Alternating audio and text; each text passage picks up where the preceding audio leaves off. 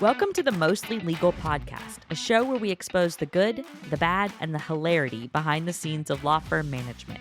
I'm Amanda Copeless, the executive director of a mid-sized law firm based in Central Florida. I was so excited to convince Julie Logan and Karen Griggs to join us for this episode. Between the two of them, they have many years of experience in law firm management, and they are going to share a few nuggets of wisdom with us all today. And I'm Rob Joyner, Chief Revenue Officer at Centerbase.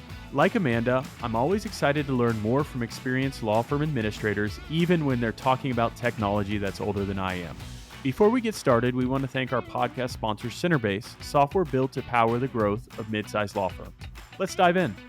Julie and Karen, thank you so much for joining us today. Since we have two guests, we're going to go and let the two of you introduce each other. So, Karen, why don't you start it off and introduce Julie for us? It's my pleasure, and thanks for inviting us to do this. So I've known Julie just over 20 years. We met at ALA's first Community Challenge Weekend event, and our chapter president at the time grouped us up to manage this and put on the first ever Community Challenge Weekend, and Julie had this great idea to sponsor a national punt, pass, and kick contest. Oh, awesome. I mean, seriously, we're not, reading to kids or going to I started to say funeral home, old folks home.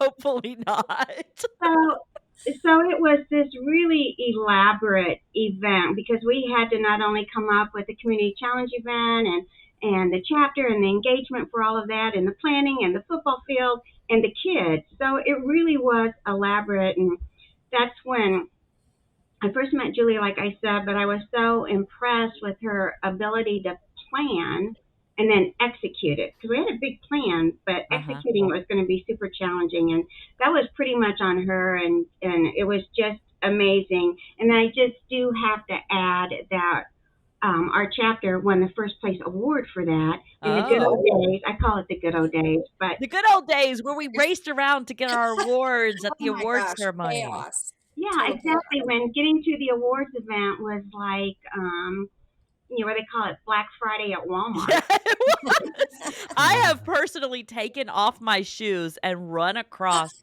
a very large gala ballroom just to get a table up front. Yeah. And I guess somebody got trampled at some point or something, ridiculous reason to end. Yeah. Well, anyway, I just had to throw that in there because we were pretty excited about it. But like I said, that's when I met Julie, and then for these next 20 years, I just learned how adaptable she is. She's been different jobs, different places to live in different states, different cities. She's been in different chapters, and that's so cool to me because she takes a leadership role in every one she's in. She's super resilient. She just can overcome a setback, and she's so reliable. Not only will she do whatever she's supposed to do, but if she senses that somebody else isn't going to do what they're supposed to, she'll make sure that gets done too. I mean, there's just no way. Amanda, you need her on your team. I do need her on my team. There you go. I mean, or maybe just to give me some career coaching. Yes. She could do that too. Anyway, so that's Julie. She's a risk taker, and I'm typically not, but she's a risk taker without being reckless about it. So that's Julie. I like it. Wow. Who was that person you just described? I'm not quite sure. That's the Julie I know. And you know what? She's a great mom and grandma too, I will say. Well, I love it. All right, Julie, what can you tell us about Karen? Well, Karen is a very funny person, so my introduction's a little bit, not as serious. But Karen has many identities. Oh, no. Yeah, you might know her as the little rosebud. Okay. Or you might know her as the Griggs. Or you might know her as the Queen of Decorum. I think in ALA, she's the Queen of Decorum. That all was started by Steve Wingert many years ago, because Karen always wants us to practice decorum, but she doesn't always take her own advice. But anyway, so we try to mind our manners around Karen quite a bit. But interestingly enough, one of the words I wrote down to describe Karen is resilient, and she actually used that word to describe me. So she really has played a lot of roles in ALA, obviously. Everyone knows who the Griggs is.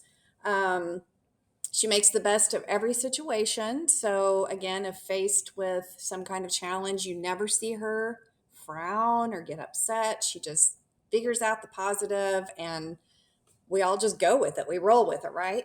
But she can be an actor as well. She has played out the role of a law librarian for the ALA, American Library Association. We did do that one conference.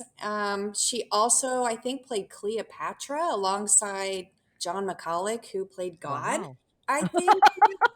So she botched her lines at CLI, and I think she said something like the Christians ate the Jews or something like that. Oh my So god. that was a big, Okay, now But somebody needs to define decorum for me yeah, because I yes, feel like yes. And so the despite definition I all of have that, she still became ALA president. So, there you go.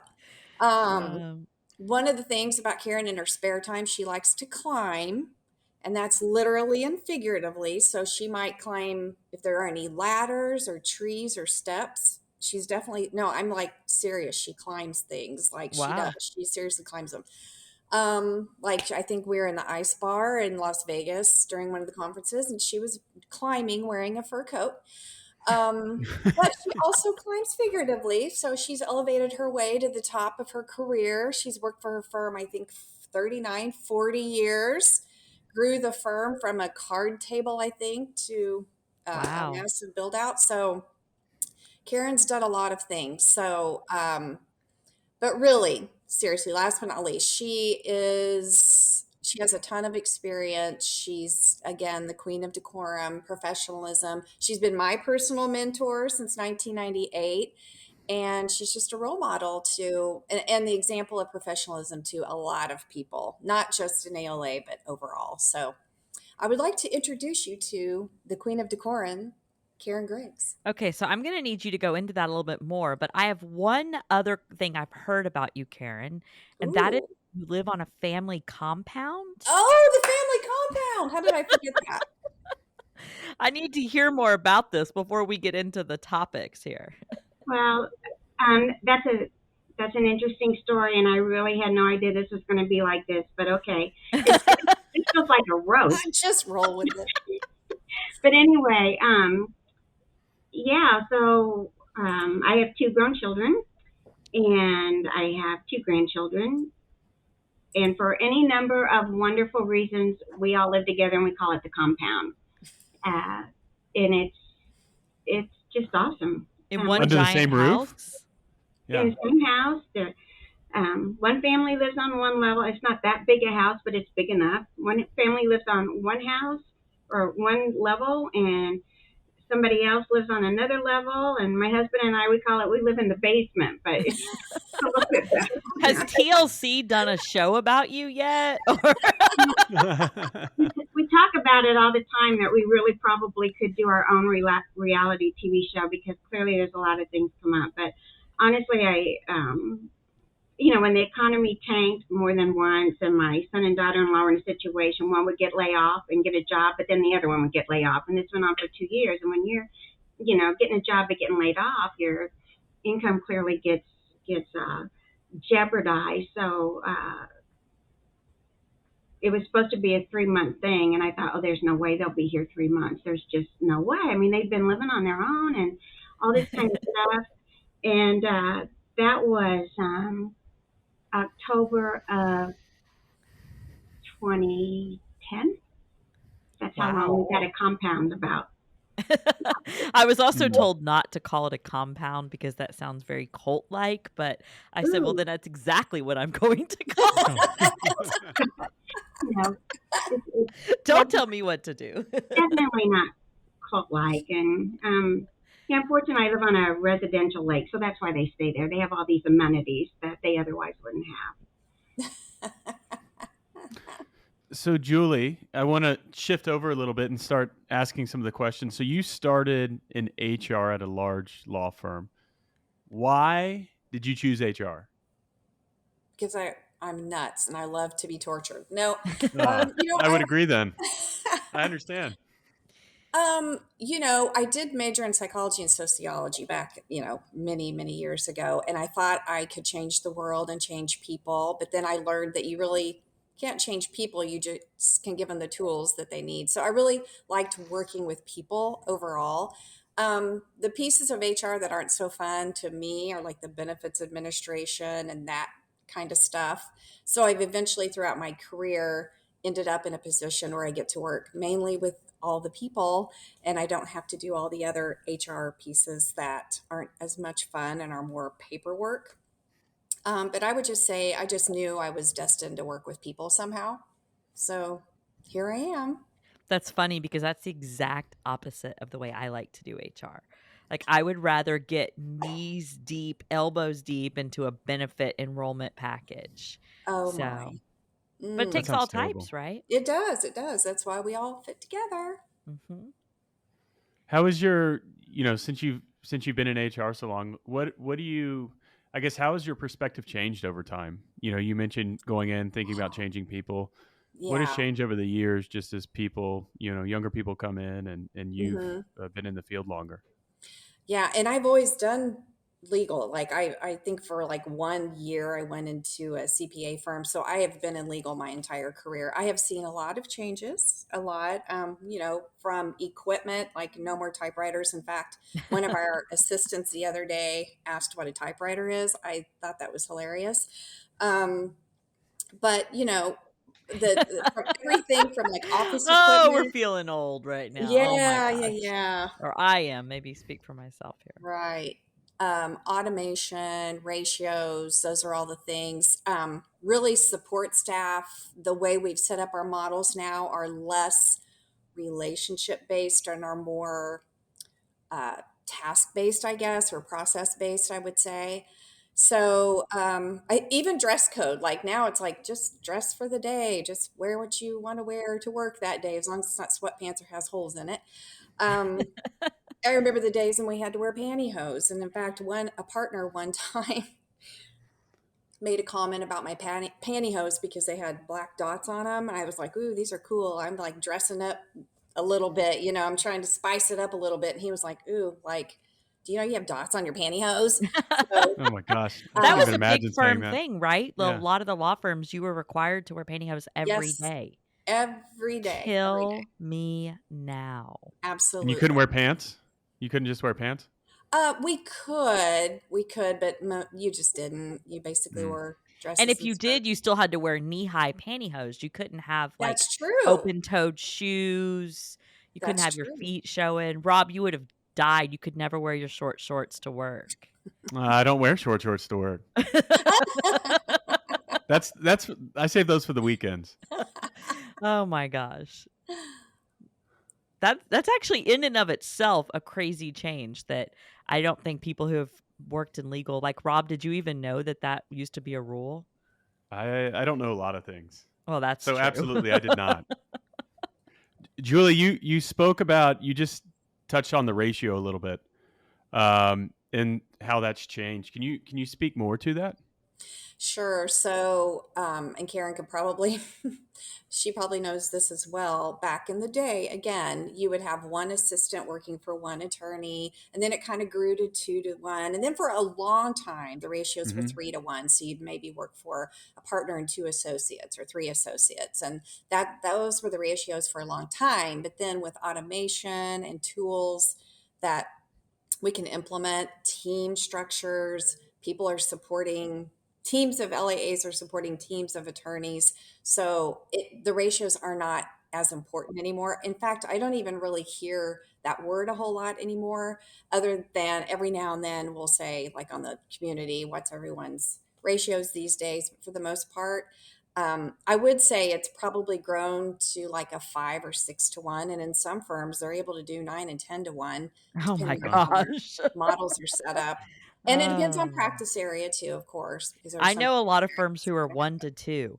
So, that it's interesting about 3-to-1 because you're right about practice areas and about automation because there are still firms that while we'd like to think they're going 3-to-1, 4-to-1 or whatever, there are still many firms that are 2-to-1 or 1-to-1, and it's hard to think about how that makes sense, but Can I it's geek out interesting. for a minute and ask what kind of automation has helped change those ratios?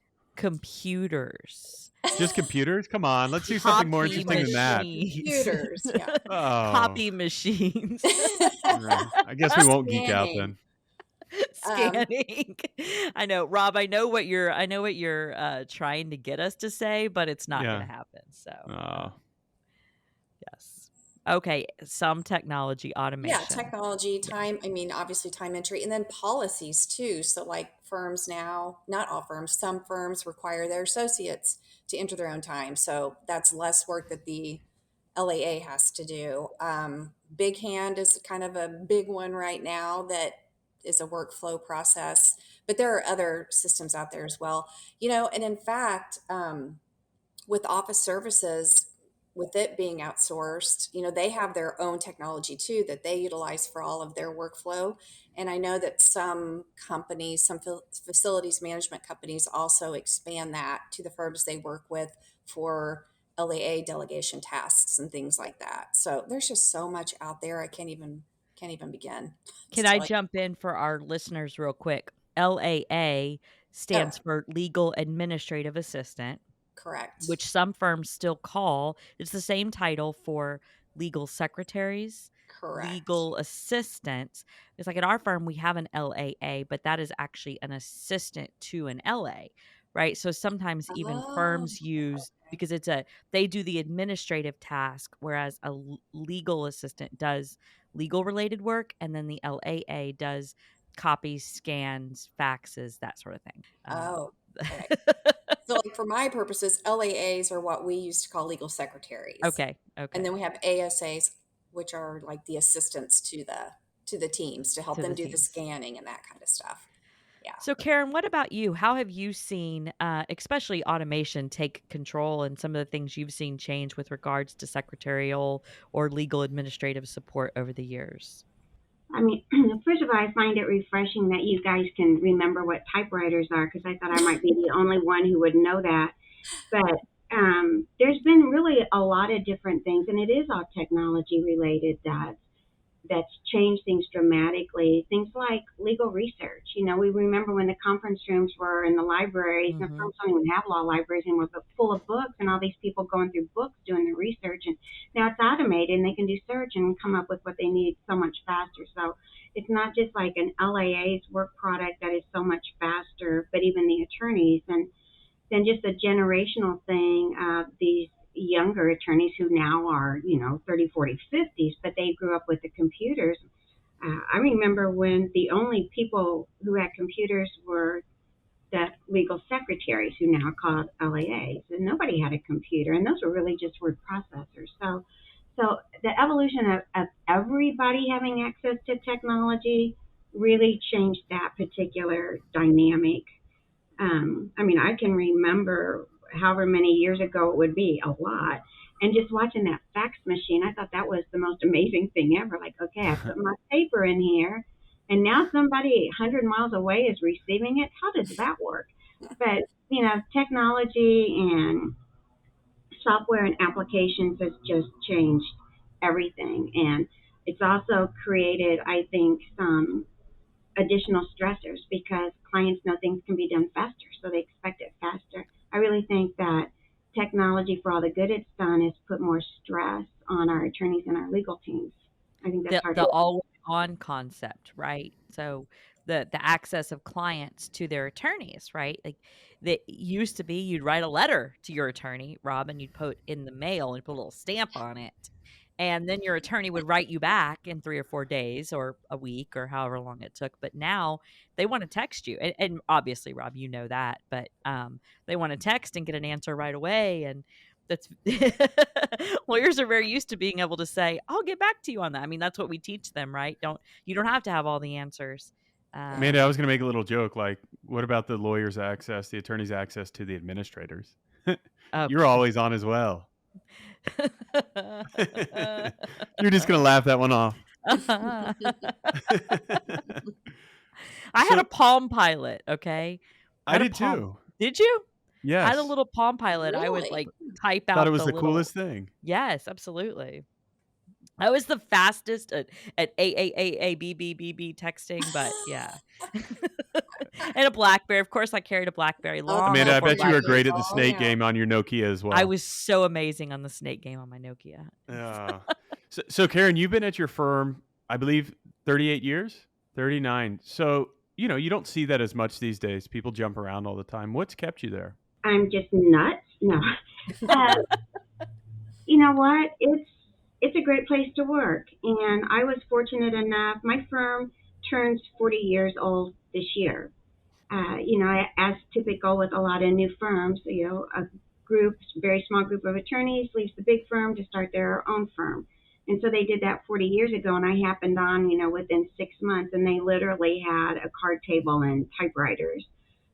And Tom Baker, who was the founder of our firm, and this is just not going to sound so corny, but it's very, very true. I walk into this office, there's no wallpaper, no carpet, it's very bare bones, and I'm like, oh my God, before anybody sees me, maybe I should just ditch this and get out of here. But I stayed, and Tom Baker was just one. He was just an amazing, amazing trial lawyer. But he's describing his vision for this firm and what he wanted to do and how exciting it would be, and he just caught me up in it. And as cheesy as it sounds, and it really was before the Top Gun movie, or what was the movie? No, what was the movie with Renee Zellweger? It doesn't matter. Jerry Maguire? I could just start naming all the Renee Zellweger movies. Bridget Jones's Diary. You had me at hello. You had me at hello. You had me at hello. They stole my line when I met with Tom Baker. But that's the main reason. And then the really cool part about it, that to answer your question why I've stayed here so long, is I've been just a big part of the development of this firm. All the artwork I've bought, all the furniture I've bought, good, bad, indifferent, whether we like it or not. I've been a part of everything that's happened in this firm, the hires, the clients, the moves, the build outs. They offered me some great opportunities. I've worked my fanny off, but that's why I stayed here. It's just been a great place to work, and they've allowed me to just develop and grow my own position, because they would have never thought of this, frankly. So how has that changed over time, your position? I mean, I feel like, I've been with with Centerbase for 8 years, and I feel like every few years you almost have to reinvent yourself. How has it changed over time as the company's grown? Well, that's true. I mean, many, many years ago, a law office, unlike, say, a big corporation, it was more, partnership, low key office management type stuff. A lot of the lawyers did the things that we do now in a small firm. We talked about benefits that Julie doesn't like, but Amanda apparently does. I mean, I didn't say I liked them. I said I would prefer them to the other side. There is a distinction. But lawyers used to do your building leases and work with brokers and bankers and insurance reps and all this kind of stuff. And I have a bumper sticker right behind me, and it says, "I do all this so you don't have to." Oh, I love it. And so I think, like, way back then, 40 years ago, there weren't high level executive positions yet this well defined for people that worked in small firms. So over time, these positions have been elevated. I mean, we're more skilled, maybe have more education behind us. We have ALA, which makes a big difference in our growth and development, I think, and our leadership. I mean, before, there were no leaders in firms that weren't, say, managing partners or whatever. So it's just cool that not just my firm, but any firm over time has evolved into a business. Right. If they didn't used to operate like businesses. So that's how I think things have evolved over time. It's interesting you talk about professional development of your support staff and you as an individual. Julie, I know that that is near and dear to your heart. And so that's a good transition for us because I want to talk about your role now and how you have switched from being in a strictly HR role to what you're doing now. So can you talk a little bit about that for us? Sure, yeah, and then my position is continually evolving too. Like we're always thinking of new ways of doing things. Oh, we need someone to manage that. Okay, let me add that to my plate. But the two probably main areas for me are talent acquisition and then talent development. That's how I kind of look at my role. But it's a lot more than that. So all the details then that fall under those two categories are, of course, bringing in the talent to replace the talent we know we're going to lose with retirements and other, the way we restructure our firm. So, you look at whatever the goals are for your firm or what the strategic plan is for your firm, and then you have to really base your future um, staff positions based on that. So we may be wanting to expand in one practice area. Well, then we've got to get the people in that group currently educated and give them all of the tools that they need. And then we have to figure out what direction we're going to go and what kind of people that we need to bring in to fill in those gaps. So we've run turnover reports, we've run assessments, we've looked at demographics because we need to know, we need like a 5-year plan and 10-year plan. So we're just kind of estimating the people that we think could leave in the next 5 years, and that's when we need to look at the development piece of it, and figure out how we're going to fill those gaps. So it's really twofold, more or less. So I was doing some of the legal recruiting in the beginning, which was totally new for me because in large firms, legal recruiting is usually separated from Right. staff recruiting. So I did that for a while. It really wasn't my thing, but we have found that we really had a need for this other workforce planning piece of it. And so that's how I kind of shifted into the role I have now. It's probably one of my favorite roles that I've ever had. And I've worked at great firms and made, just made great strides at other firms. But this one is actually like focused on the things that I like to do and that I feel like I'm pretty good at. It's a role that you haven't heard much in law firms, right?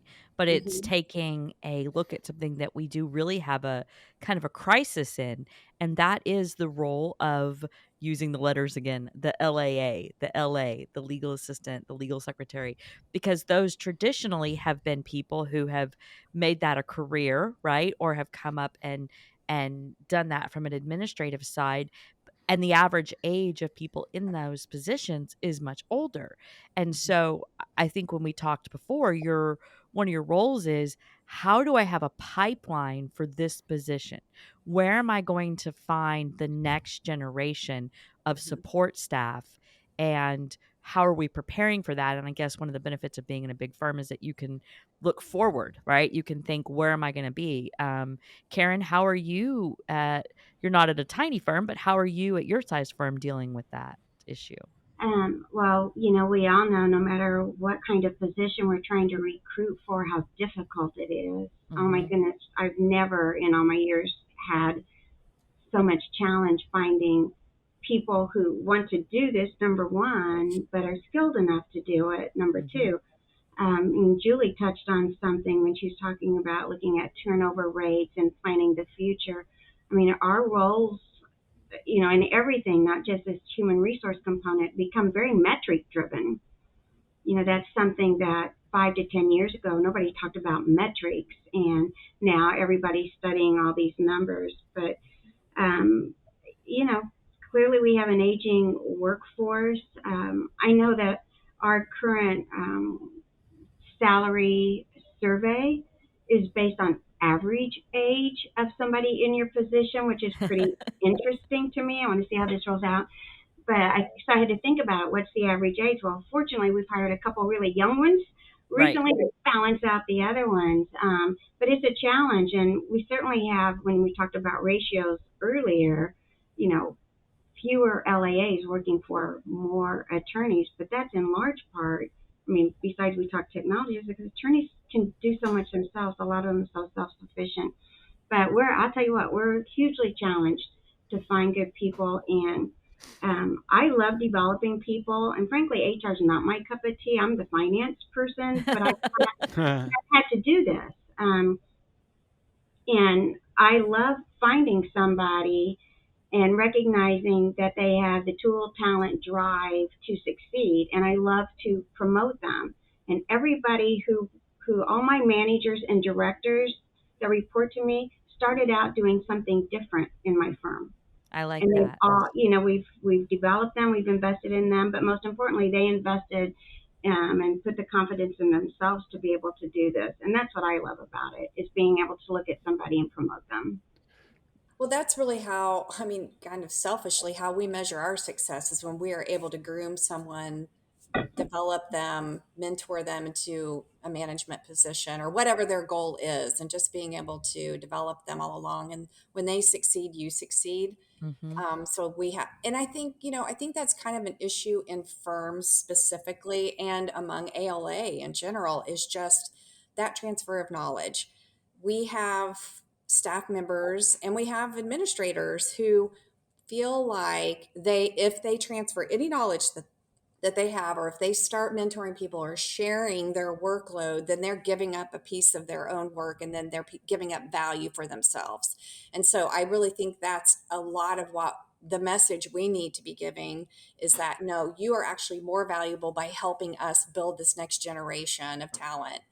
Rather than feeling like, oh, I'm less valuable to the firm if I give up any of my work. And so we just have to change that mindset. It's people need to think more in terms of teams and just mentoring the next generation instead of, I'm just going to retire and then all of that institutional knowledge is gone. So we're really struggling with that. And I really think firms in ALA struggle with that quite a bit too. And chapters, Sure. I think chapters struggle with that too. Oh, sure.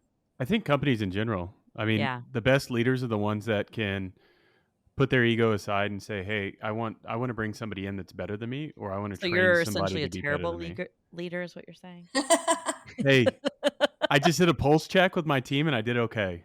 Oh, you Oh, did? wow. So I did It- okay. I assure Just you it's okay. not anonymous. Plenty of room to right? grow. But thanks, Amanda. Hey, so Julie, you mentioned you have one of the worst termination stories. Oh, Would you be willing to share that with us? I mean, it's not the worst. I'm sure people have. I mean, I've had So a Amanda lot of exaggerated? termination stories, but I mean, I had a sad one when someone literally got on their hands and knees and begged me not to fire them. That Oh. was Oh so my God. heart-wrenching. I'm like, well, that's really kind of when I used to have a heart, but I've hardened since then. But I did have a termination, and we had to terminate an assistant who, and this was at a couple of firms ago, who was married to a minister. So no, actually, she was a minister too. She was a minister too, and she was married to a minister. And on the weekends, they had a lot of church obligations, and she was, portrayed herself to be a very upstanding person, but she just wasn't cut out to be a legal secretary at the time. So I did have to terminate her, and let me tell you, she dropped every F-bomb known to mankind. And we ended up having to call security to get her out of the building. So Wow. yeah, that was interesting. I don't know if that was too an exciting of a termination story, but that's one I can share. Yep. Amanda, you really liked that response, didn't you? Yeah. Oh man, that's okay. I'm a little jaded. I feel like I'm too young to be as jaded as I am, but then I remember I'm not young. So I am the oldest teenager you will ever meet. That's what I like to say. I'm not like other teenagers. I'm in my 40s. Okay, so go you, me, or Go ahead, Amanda. Ladies first. always. I wanted to ask Karen. So Karen, you were ALA president, and I'd love to hear about your journey, why you chose to do that, what you got out of it. Would you do it again? Like, what can you tell us about that? Well, how much time do we have left? you know, it one of the things I am not is a goal setter. I mean, and that's tragic for me, but I'm just not. I just usually go with the flow and take advantage of opportunities as they come my way. So it's never like my plan to be a president of anything, except my own treehouse. But anyway, Your compound. in a compound. The cult. But anyway, so I mean, you start out just like so many people do. You start out that chapter level, and we talked about recognizing people in our own workforce. Well, ALA does the same thing. We're all seeking out the next good person to serve on a committee or whatever. So I was president of our chapter. Absolutely loved it. And then you're going to regional conferences, and you're in these regional. They used to have them. Each region 3 would meet, and the chapter presidents or representatives there, and ALA is very good at identifying people. Like, I think you would be good at this, and they just suck you in, right? Sucking you in. And Amanda, you've been there, and Julie, you've been there. So, that's just the path I took. I got to tell you, I mean, I was very honored to serve, very thankful to serve ALA in a lot of different levels. My most fun or rewarding role, and I think probably a whole bunch of ALA presidents may not appreciate this, but was on my regional team. Yeah. I mean, we had the regional teams. It was so cool because, especially if you like to do a lot of different things, but we planned the regional conferences, and that was everything: the education, the site. We got to help pick the site, Right. and we got to pick the network events and all of that kind of stuff. The themes, and as Julie knows me well, I'm totally into themes, and so disappointed that we couldn't get that Ferris wheel on top of the Chase Hotel in St. Louis like we wanted. I'm still pouting about that. Still pouting about that. Still pouting about it. But, that's an opportunity to really just grow and develop all your different skills and all the things you would like to do, maybe even at work and you can't. There's just an avenue to just make things big. And I always say, okay, this is an event, but let's make it an experience. That's always what I wanted to do. No matter what you're doing, okay, yeah, it's an event, but turn it into something more. As president, I always worked with great people on my regional teams and on the board of directors. I served for 6 years. It's just everybody's great. Not everybody's on the same page. You got to disagree and all this. So you go through all of those things, and that's fine, and that's part of it. I worked with 3 different executive directors when I was on the board. So those were interesting and fun times. Right. But just learning so many different perspectives and leadership styles from them. So I feel very fortunate. It was a long journey, but very, very thankful for it. Would you do it again? There was just for our listeners, that was a long pause purposefully. Oh, yeah. No, not in my lifetime. But yeah, is this the same? Do you have any regrets? Absolutely not. Is it hard? You guys know it's hard. The time away from your job and the time away from your family. I mean, it is a huge commitment. But and it's so try. Everybody says, well, I get more out than I put in.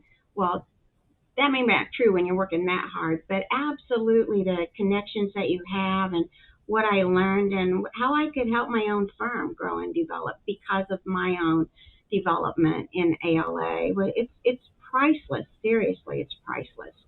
That's awesome. All right. We are at our final segment, and we call this segment Pitch Your Passion. And since Karen, you went first to introduce Julie, I'm going to let Julie go first to pitch her passion. I have a lot of things I'm passionate about, but donuts would be probably the main thing. Donuts? Oh my God, I love a donut. So I really want to develop donuts that are okay, and I really want them to be alcohol infused donuts. I'm just not going to kid you. So when I retire, that's what I want to do. I'm going to have a donut truck. Oh my And I've God. actually already talked to an IP attorney about the name of it, which I'm not going to share with you because I don't want anyone to steal my idea.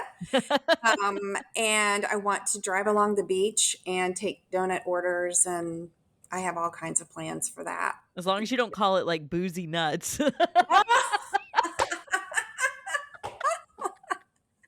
Well, close, but not quite. Okay, all right. But yeah, that's my fun passion. But my real passion really is social justice, Uh-huh. particularly as it relates to mass incarceration. So I'm kind of big into the Midwest Innocence Project, and then I introduced my chapter to a Witnessing Whiteness program, which is a workshop series, and we did that for 10 weeks, and it's designed to teach white people to talk about racism Mhm. and try to respond to that in a very important way.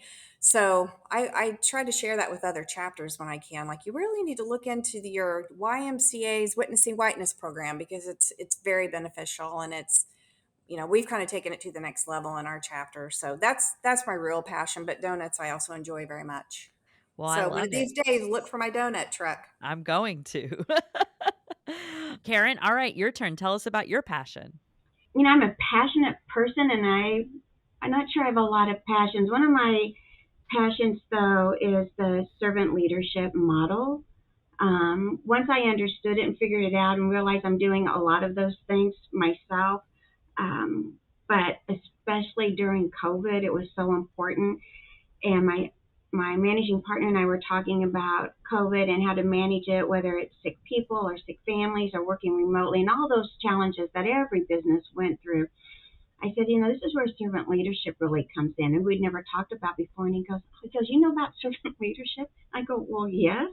I try to practice servant leadership because I just wrote a chapter in a book on servant leadership, and we didn't know it. So that was pretty cool. That's one of my passions, is talking about servant leadership, teaching other people about servant leadership. I'm going to say I've traveled all over the country. I've put on several presentations in the United States and Canada, and that truly is a passion of mine because it's just a great business model. And then Julie already mentioned it early that, I like to climb. Well, I'm a tree climber. I have climbed trees in almost all of the 50 states, not quite. I have 4 to go. Wait, that's a real thing? It's a real thing.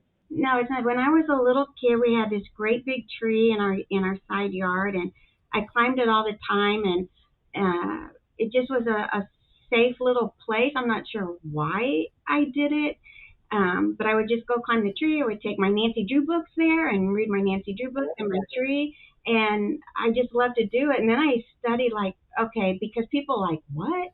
So I'm guessing that not a lot of people climb trees. So I thought, okay, what's unique about a tree climber? And they say, well, you have to be strong. You have to be somewhat fearless because you could fall out. So you have to kind of know what you're doing, but it takes a lot of focus, it takes a lot of concentration, and you just learn, I can do this, I can do anything. But I'll tell you one thing, once you're in the tree, you really are, you're away from your responsibilities, you're away from all of your worries, and it just feels like for those few minutes, or however long you decide to stay if you read a whole Nancy Drew book, you feel like you're in a different world because you're elevated. And it just feels like you're someplace else. So if you ever need to get away, just climb a tree. Well, Karen and Julie, thank you so much for joining us today. It's been a lot of fun. Well, thank you. It's been a pleasure.